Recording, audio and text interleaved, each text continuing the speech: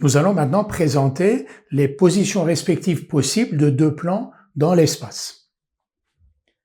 D'abord, deux plans P et P', ici, les deux plans P et P' sont parallèles. Pour visualiser la situation, on a ici inséré un cube, donc le plan P contient la face supérieure du cube et le plan P' la face inférieure du cube, et donc ces deux plans P et P' sont strictement parallèles parce qu'ils n'ont aucun point en commun, ils ne sont pas confondus.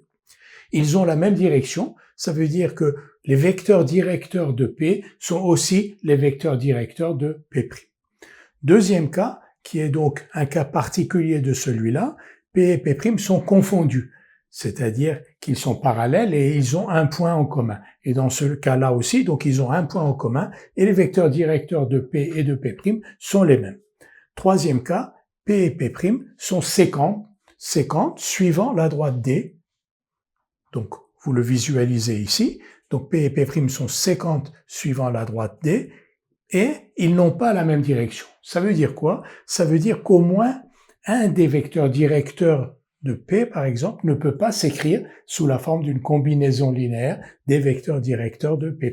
Et réciproquement, un vecteur de P' au moins ne peut pas s'écrire sous la forme d'une combinaison linéaire des vecteurs directeurs de P.